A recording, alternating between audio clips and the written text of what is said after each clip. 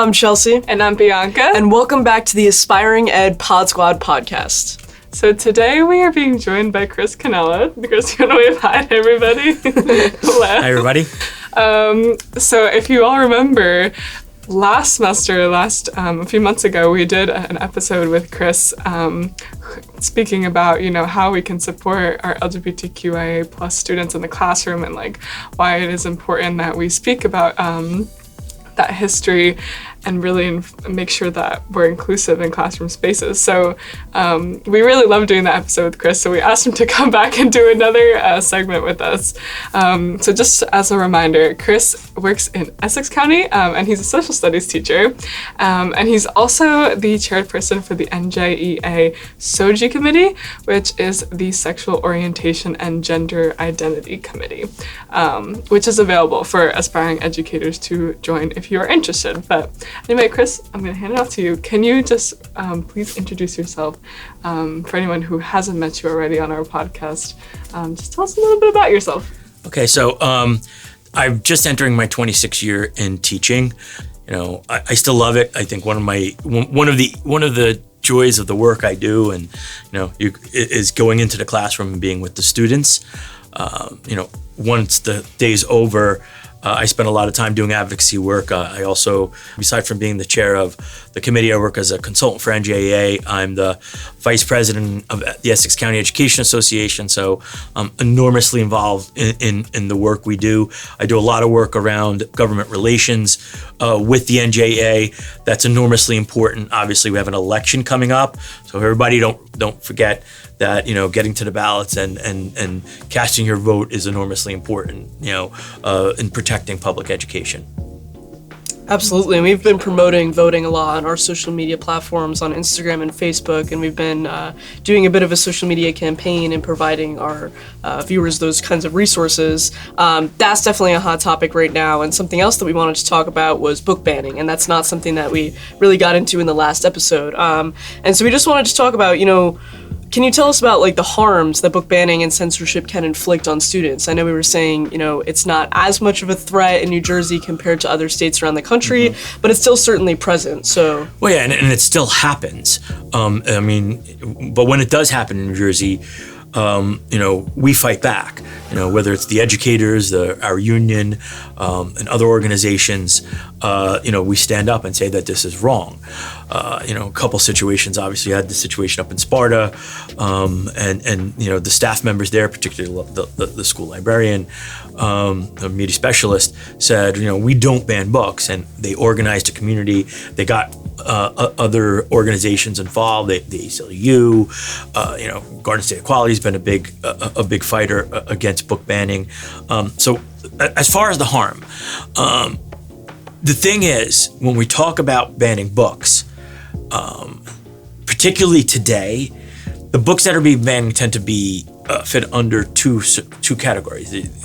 Overwhelmingly, they're books that are targeting LGBTQ issues. They're books about LGBTQ students and about LGBTQ lives. So, and the other group that tends to be targeted is on books that talk about the realities of what racism is and the history of racism in our country. So those are the two groups that tend to be targeted. And when you talk about the harm, number one, our LGBTQIA plus students are the most vulnerable students in our schools right now.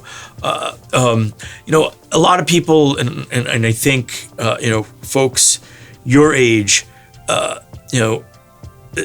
definitely have a different view on what it's like to be LGBTQ. We hear a lot of stats that students today, high school and college age students, that they're more likely to identify on the LGBTQ spectrum, upwards of 20%. And again, remember, there is a spectrum of sexuality and a spectrum of gender, and upwards of 20% of students will identify, or students are young folks, your generation and younger, they're more likely to identify. So when they see the attacks and it's specifically aimed at them, it's it makes it it makes them want to stay in the closet or stay to themselves.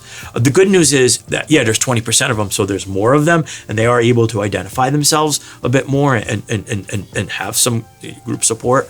The bad news is that what we see, one of the things that's troublesome, and that, and I actually had this conversation in my school in Cedar Grove, when I started the GSA, restarted the GSA back in 2016, and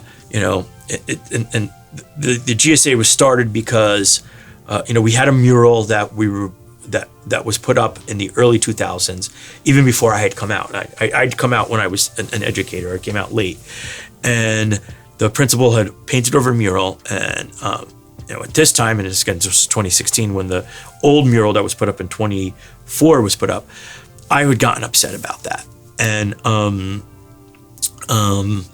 I went to the principal, and he's like, well, the mural was old, and it didn't. I said, but you should have at least had a conversation with me. I'm an out staff member, and he goes, well, I didn't need to get your permission. It's not about permission, but you should have talked to me, before you made a decision like that.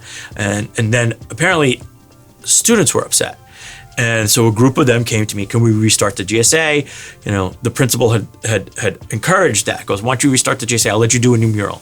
So we did. We put up a new mural, and just that mural being there, it has become a beacon. And so back then we had 45 kids. We fought for the mural, got the mural.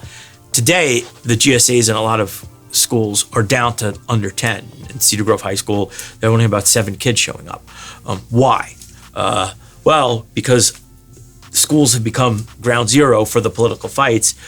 As I was actually driving here today, and I was listening to some of the debates, and I've been listening to some of the ads, and unfortunately, one side of the political debate has made the issue of, transgender issues center stage because they feel that that's going to win political points. And when you have students who are more willing to identify on the spectrum, and they hear this, it casts fear, it casts doubt, and then you put on top of that, these book bannings, and and it has come up in several districts, including my district. So when it came up in my district, what did I do? I called. It was not in my district, actually. Let me correct myself. It was in the library. They had wanted to. There was a lot of pushback about a particular book. I can't think of the name of it. The graphic novel. Genderqueer? Genderqueer, yes. And there was some pushback about that book. I guess they had displayed it in an LGBTQ history, a case, and the community had pushed back. And so they wanted the book removed. Some people wanted the book banned. I had called up the mayor. It's like, you can't ban books. I said, look, Cedar Grove is a very conservative town. I said, look, I understand the town's conservative, but we're not the town. Do you want to be the town that bans books? And she's like, no, Chris, we're not going to ban the book. We may have to move it to a different section. And I was like, okay. So, because I had the conversation with the mayor, because I knew folks in the political realm, I even called up the chair of the Republican Party in Essex County. He lives in Cedar Grove, and we had a conversation. And he said, "No, don't worry. Books aren't going to be banned. Look, we may have to move it because they moved it into the adult section, which some people didn't like. They saw that as a form of censorship.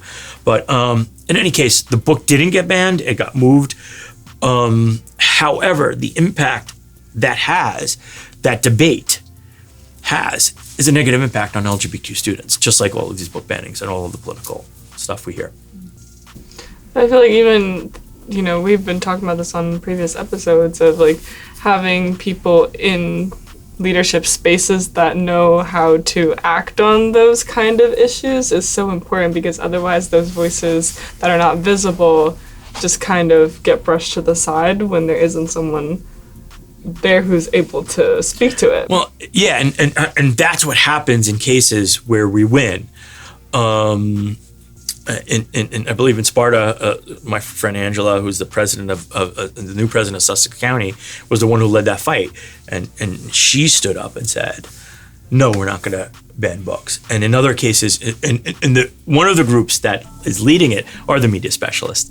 I think it's the state. There's the State Association of School Librarians, and I've met with them and had conversations with them, and they're one of the organizations that again, you need resources about book banning. You want to go to them, and they've been on the front lines, and NJEA has partnered with them. NJEA has also been a big supporter of groups that are fighting against book bans. Because look, and the problem is once you start banning one book, it never stops. And it's a slippery slope, as they often like to say. Now, do I believe that all books should be for all audiences? No. Like a genderqueer, you do have to be careful with who has access to that. How do they get that access?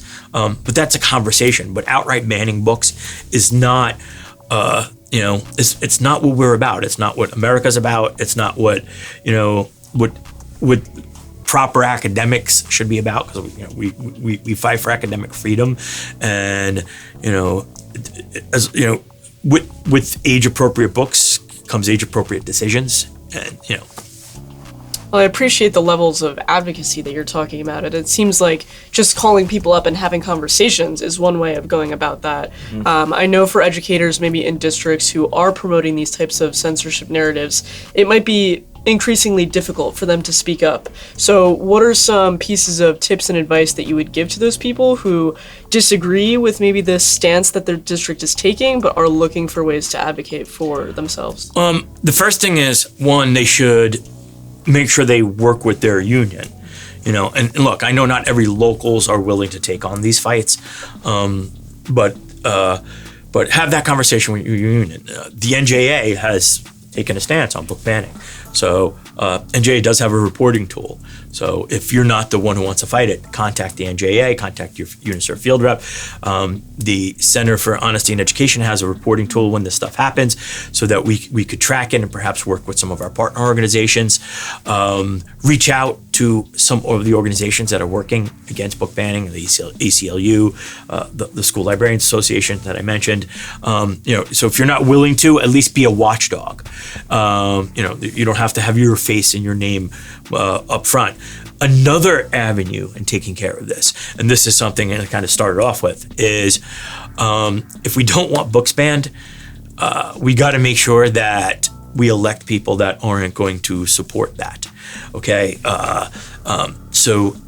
particularly in schools, if a book is going to be banned, the people that are going to vote on it are boards of education. So what I tell our members, and a lot of our members are reluctant to get involved, you need to be aware of who's running for board of educations, because the last several years we've seen an influx of groups like Moms for Liberty, and a bunch of others. There's a lot of organizations. I don't even want to mention their names because you don't want to give them press. But these organizations have been sponsoring people to run for boards of educations. Luckily, they haven't been winning at the clip that they had hoped. So they haven't been as successful as they had. But that's because people like us are making sure that we are, we know what their platforms are, and then we're sponsoring and supporting candidates that are for free speech, that are for academic freedom, that are for protecting LGBTQ students, that are for teaching the truth when it comes to racism. And again, you don't have to be on the forefront, but make sure that you know who's running in your districts where you work Board of Education's races, but also you also live in a district. If you're afraid to get involved in a district where you work, get involved in the district where you live. One of the things I used to do when I had some free time, is I would go to school board meetings when there were issues, and I would speak at the meetings, or just stand up and be present with people who are fighting. That's important. So those are the things that people I think could do to fight these particular issues with book bannings. Yeah, and just actually last week, Bianca and I were both at an event at TCNJ, and it was a school board panel, and it was organized by Drew Kazim, who's actually the NJAEA Political Advocacy Chair. Serves on Soji too. Yeah, Yes, Drew is out. Since I've become chair, we hadn't had a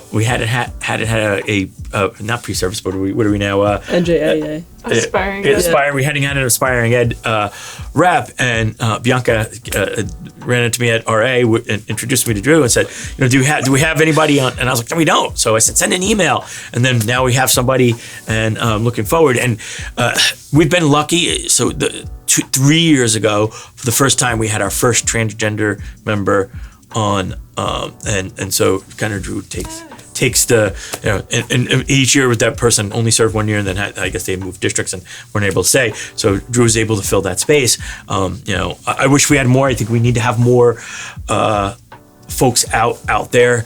One of the problems we're facing on the SOGI committee is identifying who are queer members. NJA does have a way of identifying gender fluid members, and on the gender spectrum, they ask on the form your gender, whether you're male, female, or transgender or other. That's asked, but they don't ask about sexual orientation. We're in the process of building databases, and in fact, I just worked with the communication division to put together a list based upon LGBTQ activists. We're assuming that many of them are LGBTQ. We do have the list of transgender and folks who are on the transgender spectrum. We have that list, so we've now built up a good list to organize and to identify who LGBTQ people are, because just as it isn't safe for students, unfortunately, it has not become. It's not safe for educators as well. Some educators don't feel safe, and I know situations. I had a member call me up in Passaic County that.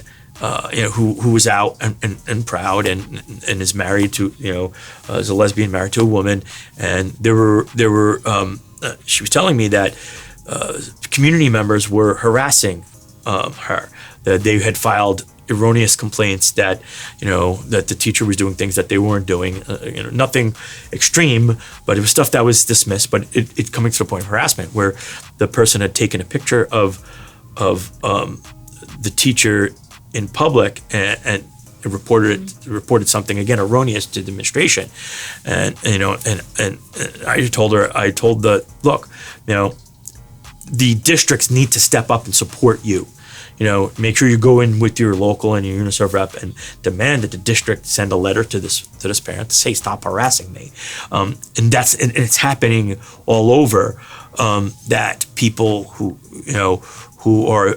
identify or are out and proud, they get backlash.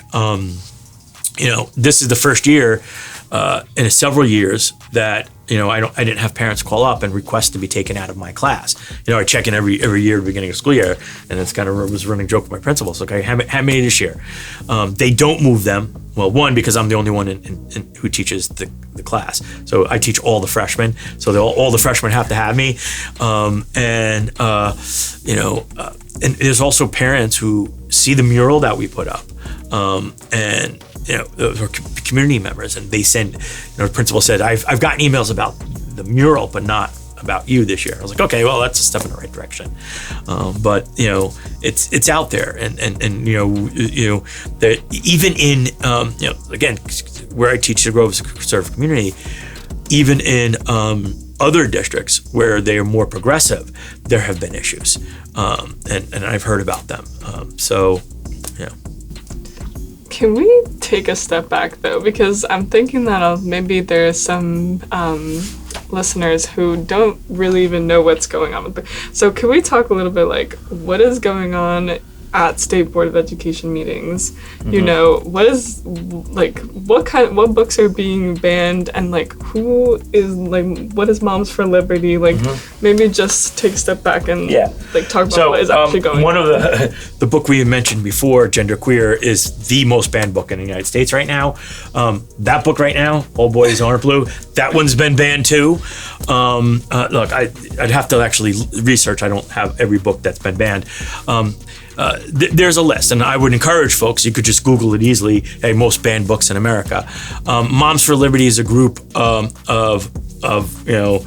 mothers that, it's an organization that started, and they say it's grassroots, and I forget the term that it's like, it's more of a turf where it's kind of fake, where, big money organizations, start the organizing, and that's not grassroots. Grassroots is when you start from, if actual moms had come together. No, these groups are funded by, larger right-wing groups that have money, the Koch Foundation and things like that.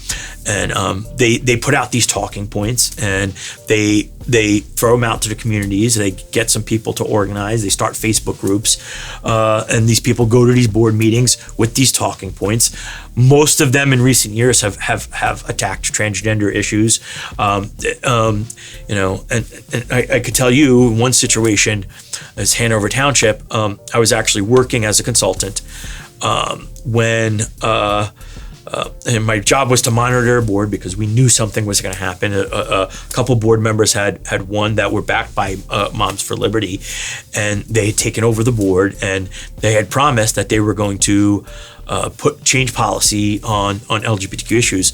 So I was sitting at the board meeting, working as a consultant, when they passed a policy that said staff had to out LGBTQIA students to their parents. That if the staff member, not just transgender, but if the staff members had heard, or if they had heard the students talking that they were identifying as, gay, lesbian, whatever on the any of those letters, they had to report them and out them.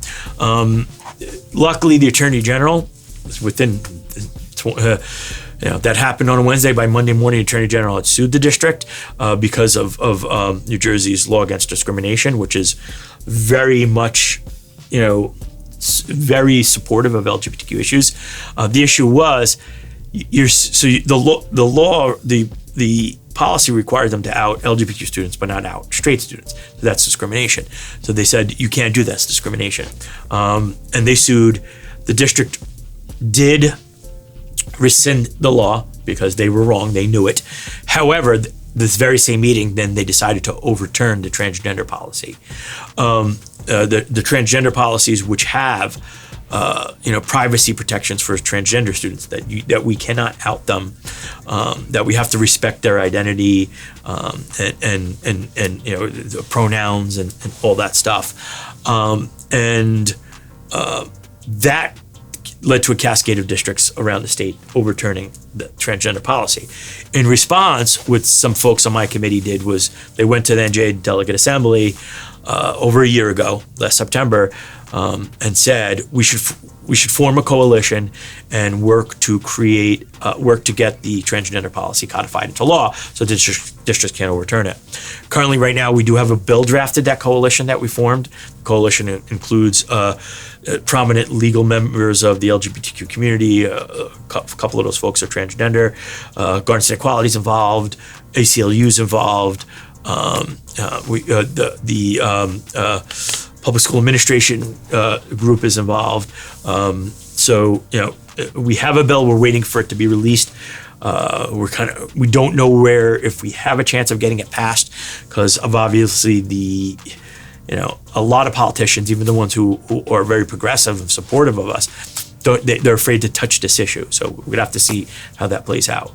But that's what's been happening at board meetings. And again, luckily, I have seen things calm down a little bit lately, particularly in New Jersey. But we did win many of the races when those folks who were sponsored tried to run. But there's still a lot of work to do.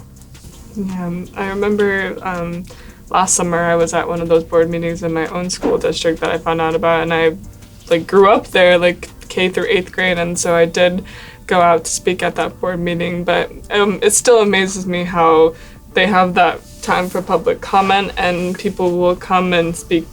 This will go on for 2 hours or an hour, whatever the time is, and that is still disregarded, and the policy will still be passed, no matter how many people come and support it not being passed.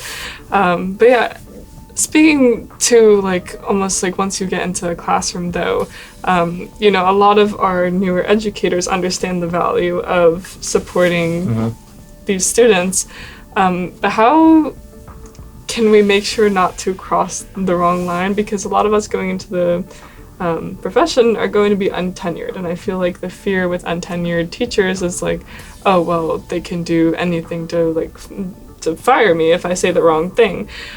So how my aspiring educators who are going to be early career educators who are going to be untenured battle censorship and still raise their voice when they see an issue, being that newer, younger person in the room? But the first bit of advice, and look, this, you know, I was thinking about this question, and there's no easy, I'm not going to be able to give you any easy answers here. That's fine. But the first thing I will say is to make sure you know your board policies.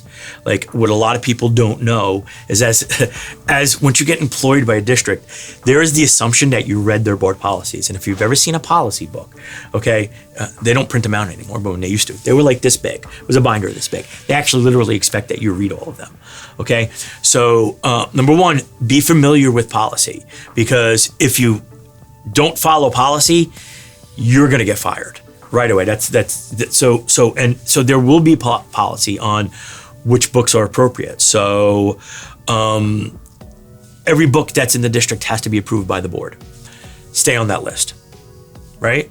Stay on our list. If you want to introduce something new, go through the proper channels. Know what the policy is. If you're not sure, talk to your principal, talk to your supervisor, talk to your fellow colleagues. And I can't emphasize this enough, and I know the two of you know this. Make sure that you become a member, because the union should also be there to support you. And that's stuff that I know that we try in the locals that I in my district. We try to work with those younger teachers who are coming in, and if they have questions. So is it smart for you, your non-tenured teacher, to be the one at a board meeting speaking up? I don't know if I would recommend that. I would never discourage anybody from speaking their truth. Can you get involved? Yes. Should you be involved? Yes. Should you be the one telling the board that, what you're doing is wrong and crazy? Probably not. Can you help support on the back end? Can you be making phone calls to politicians?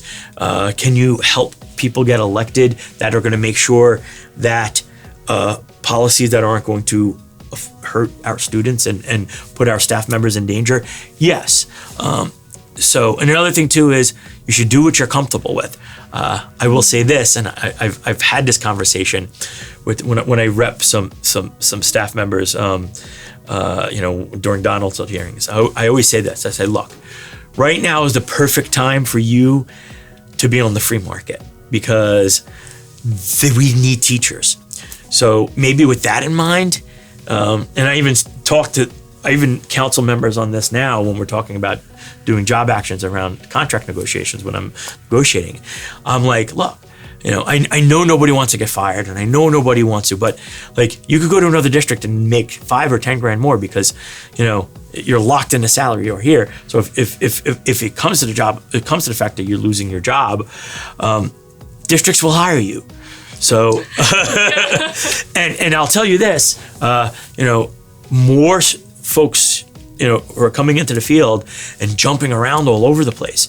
We're having trouble keeping, good teachers because they know that, hey, I could go to so-and-so district's got a teaching job open, and I can ask for more money on a salary guide. And that's more common where, I'm in my 26th year. I look around in my high school right now, and there's only one teacher who has more years of experience than I do. That's it. And that's kind of unheard of. It's the teaching profession used to be people would go into profession and stay there in one area, one place for 30 years, 35 years. That's not happening anymore. And that's why we're having, one of the biggest issues we're having is about teacher retention and just respect for our profession, and not just teachers either. Our ESPs right now, there's a shortage of of anybody who wants to work in schools. And that's an issue we need to address. A lot of it, I think, is tied to all of this craziness that's been going on in schools over the last 10 years. And a lot of it goes back to, obviously, when we started, dismantling compensation packages. And I will say this to you and all of the other aspiring educators who are going into it. Thank you, because we need new people. And, you're signing up for a much different deal than I signed up 30 years ago. I actually just went to my 30th year high school reunion. 30 years ago when I decided to be a teacher, what I'm going to be able to retire with is so totally different when you are, and it's not fair, so that's why being an advocate is enormously important.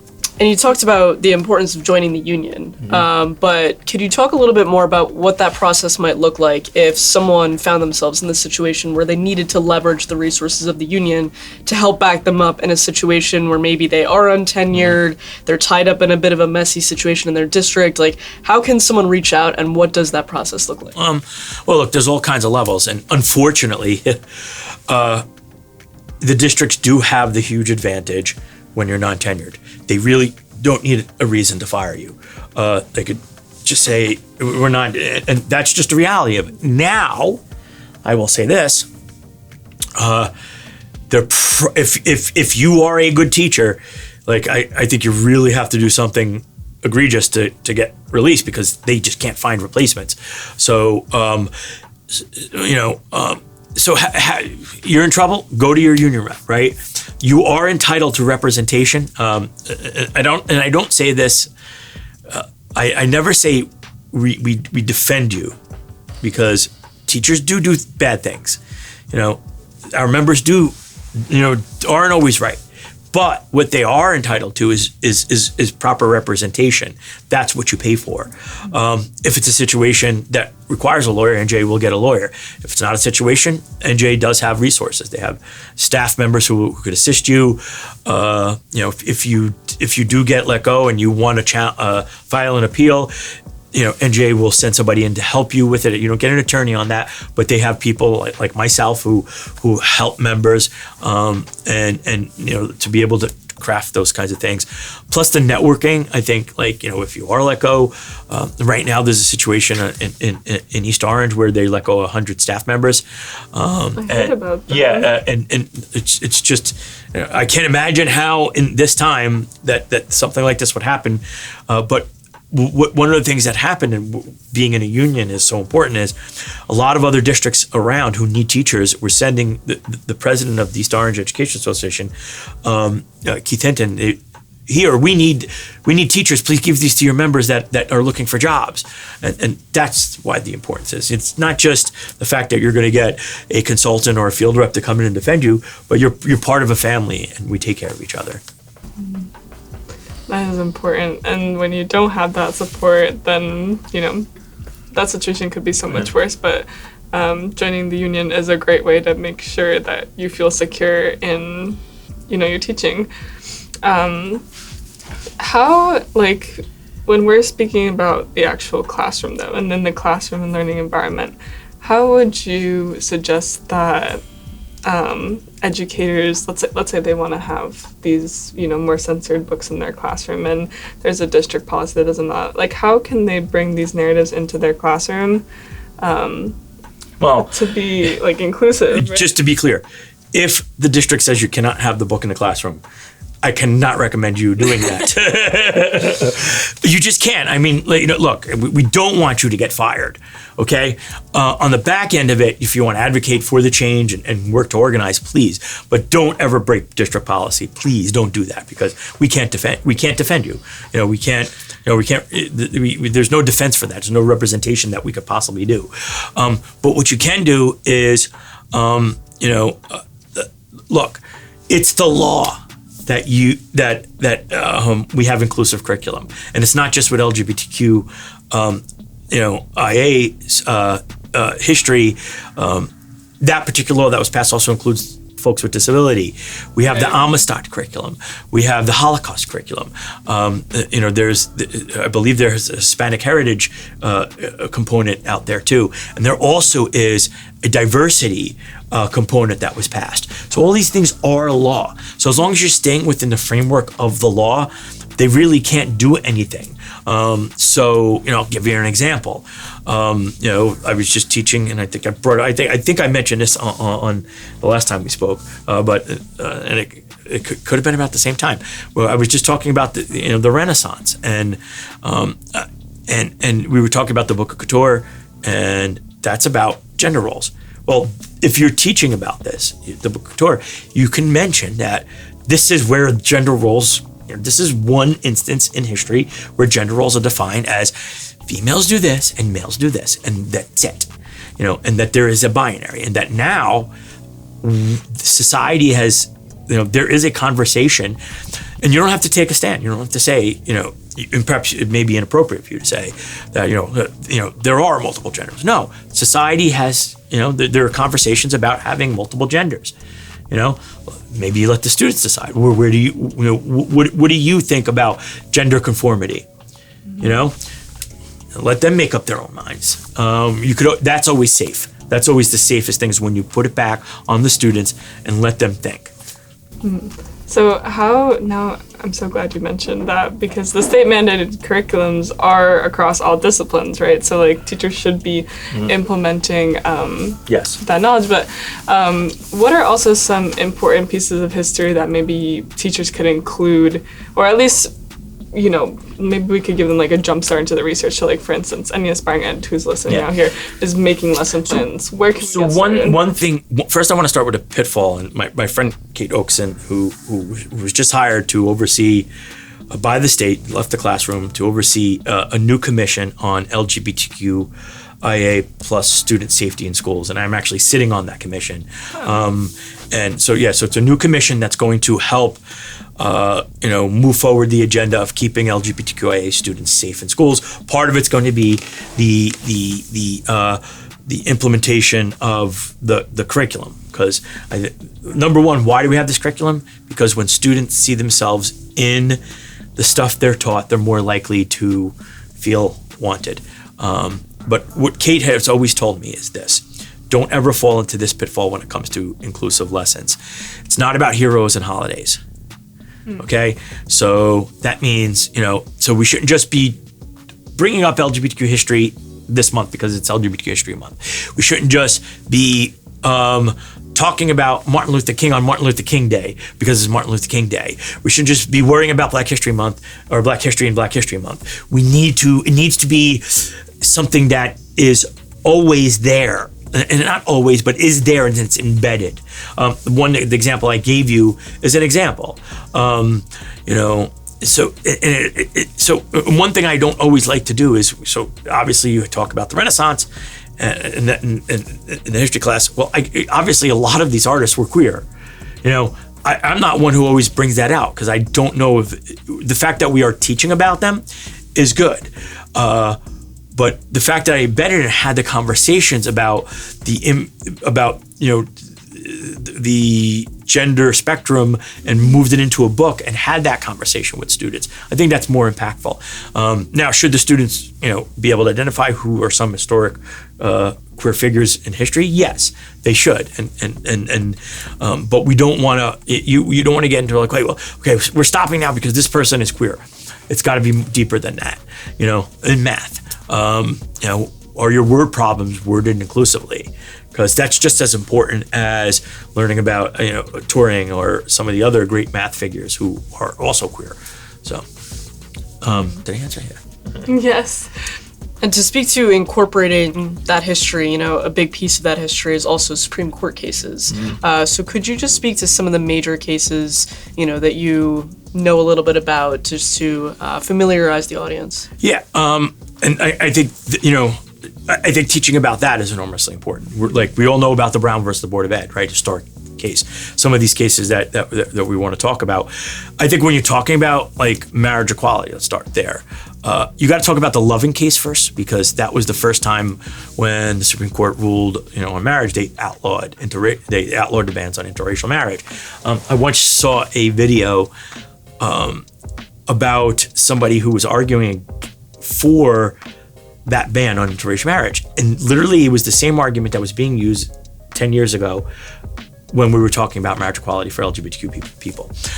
So you have, I don't always remember the cases, I just remember what they were about. One of the first big, and I believe in the 80s, was the case that overturned the sodomy laws. I think it was in Texas. That's historic. That's saying, look, you can't, this is discriminating based upon LGBTQ issues. You can't legislate or regulate that. So that was a big step, because that was the first victory for the LGBTQ community. Then you had obviously the marriage equality laws. The first major one was the Windsor ruling. E.D. Windsor. It was in 2012, and I believe it was after the California in 2004 had put on the ballot. It was Proposition 8, where they had put on the ballot about marriage equality, and marriage equality lost in California in 2004. A lot of states, and several states, had put marriage equality on the ballot in 2004, and that had gotten obviously that base out to vote. That helped propel George Bush winning the 2004 election. By 2008, when Obama had won, it was the first time we won ballot initiatives to support marriage equality. Right, so that's 2008. So come along, the Windsor case is now challenging some of these initiatives that were brought up, and we won. And the Windsor case overturned the Defense of Marriage Act, which was signed by a Democratic president, by Bill Clinton, which basically said that for the definition of marriage, the federal government only acknowledges marriage between a man and woman. And so the Windsor case overturns the Defense of Marriage. So now states that had marriage equality, if you had marriage equality in 2012, you now can get federal benefits, okay? So New Jersey at the time did not have marriage equality. We had civil unions. And I remember that New Jersey tried to pass marriage equality right before that, and it failed. And I remember writing every single senator and every single legislator who voted against it and saying, I can't believe you did this. I'm an educator of 10 years at the time, and I'm somebody who you don't value me as the way you value others. I remember about a year later, I ran into Senator Ron Rice, who voted against it. It was endorsed by the NJEA. And I remember having a conversation. I was like, Senator, and he was a civil rights icon, a black leader in New Jersey. I said, if anybody knows, because he had told me, he's like, well, we have civil unions. We're going to make that perfect. And I said, Senator, if anybody knows that separate but equal don't work, it should be you. And later on, next time when the vote came up, he actually voted for it. So New Jersey in 2012 didn't have it. We had civil unions. So once the federal government changed, New Jersey then revoted. New Jersey didn't get marriage equality until the Obergefell ruling, which was in 15. And in 15, so if you lived in New Jersey in 2012, you had to leave the state and go get married in New York so that you got federal benefits, okay? And then in 2016 or 2015, the Obergefell ruling basically made it so that marriage equality was the law of the land in the United States. And interesting fact. So I see you wearing the Yankee stuff, and I have my little Chihuahua, who I got in 2009 when last time the Yankees won the World Series. She's 15 years old now. She's still kicking, my little old lady. Aww. But in 2015, on the day of the Supreme Court ruling for marriage equality for the entire United States, she had given birth to puppies. And I was actually having friends, because it was in June. I had some friends from school over. And I was having my yearly end of the year pool party barbecue. And while I'm out there making salads, she's giving birth to 4 puppies, and we're hearing about marriage equality. So we really had a lot to celebrate. She had 4 puppies. I was hoping for a 5th, and I named them after Supreme Court justices. The first one I named Kennedy. The second one I named Ginsburg. They were all males, by the way. So and then one was Stephen, and the other one was Soto. I didn't have a 5th one to name after the fifth justice who made the decision. But and despite that, we had the ruling in Colorado that actually moved back the fight for rights, and that's the one where the bakery wouldn't do the master shop. And now it was a narrow ruling because it had to do with something with online stuff or whatnot. It didn't say that you could deny services blanketly. It just said in certain situations, but that's a step back.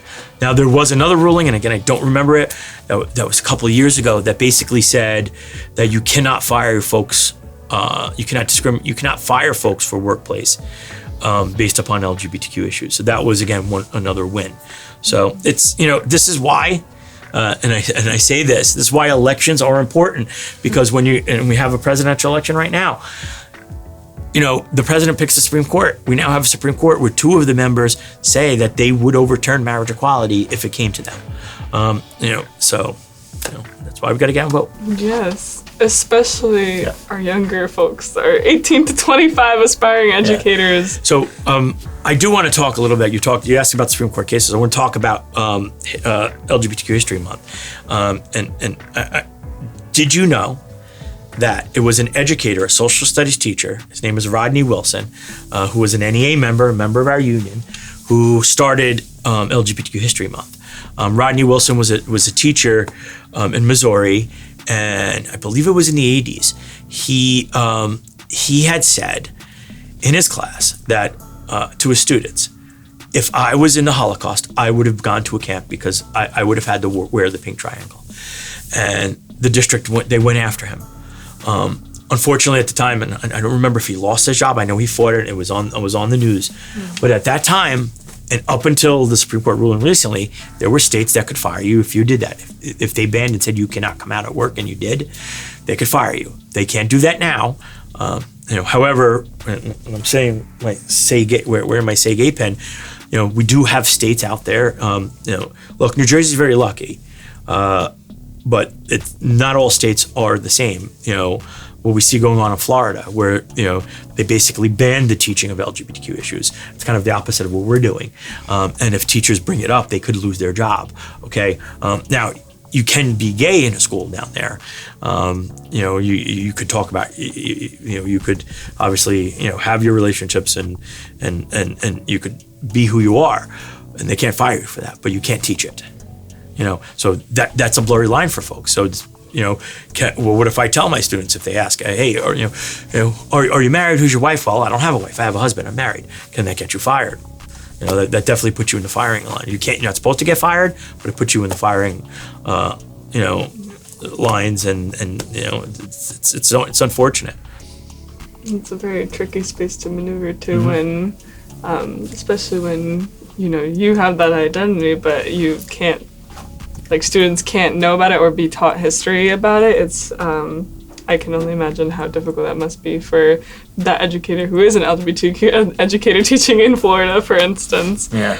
But you're right, voting does matter, and whether or not you agree with the candidates who are up for election, you still should cast your vote and choose something, say something. Look, when I go to the ballot box, two of the things that are at the top of my list, right? Do the candidates support public education, right? Because I truly believe in what we do. You don't become a teacher, you don't become an educator, you don't work in public schools. You're not going to be a paraprofessional or a custodian. You better believe in kids, because that's what it comes down to. So when I vote, that's the one thing I say. Is this good for public education? is this candidate going to be good for public education? The second thing I say, do I need to worry that this candidate is going to work against my rights? If you don't support who I am, if you don't support the LGBT community, if you think attacking transgender people is a way of winning political points, if you think that my relationship, my marriage is not as valuable as yours, or the rights of others, you ain't getting my vote. That is perfectly reasonable, and that's something that people should be thinking when they're looking at what candidates are running, and then what are their positions, like what are they coming into this role potentially with, like what values. And voting is definitely one way to be, actively involved in that fight. And obviously we've mentioned SOGI, we talked about Drew's work. So is there any way that anyone interested, any aspiring educators could get more involved in the work of SOGI? Anyone who they could reach out to for something like that? They could email me. I do have an NJEA email. So it's cannella@NJEA.org. That's right.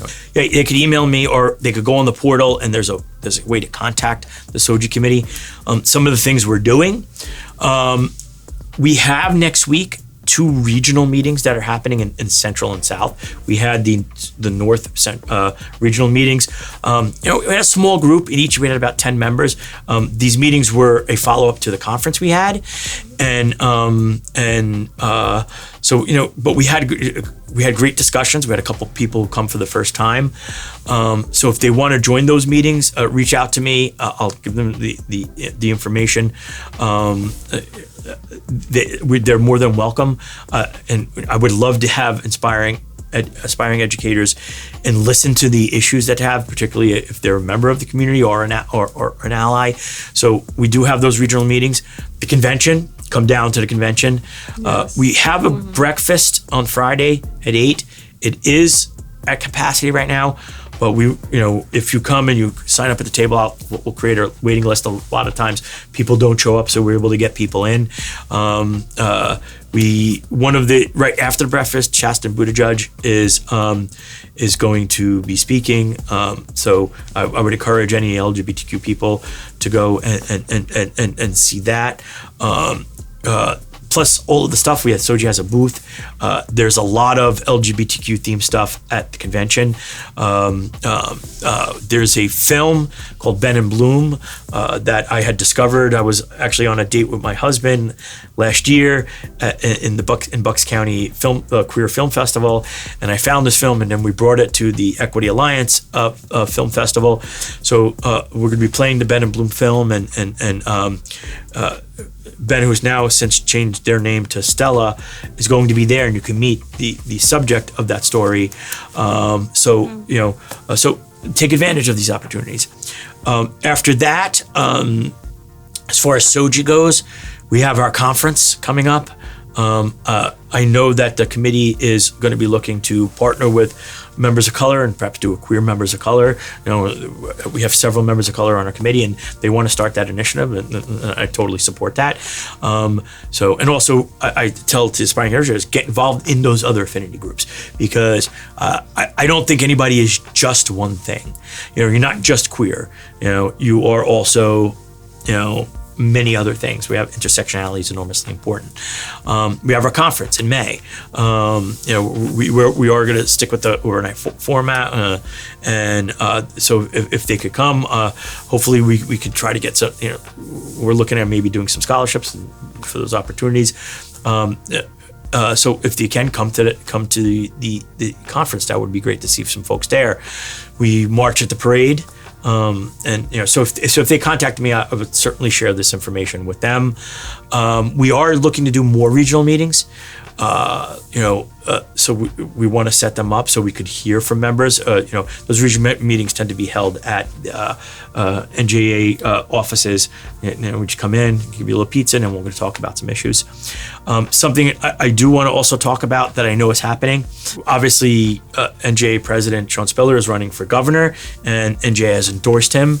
I sit on the PAC committee. I was a huge supporter of that. Obviously, Sean has provided space as the leader of this organization, centered the organization on social justice. A group of members that I'm going to be working with as a consultant are going to be putting together an affinity group to support his run for governor.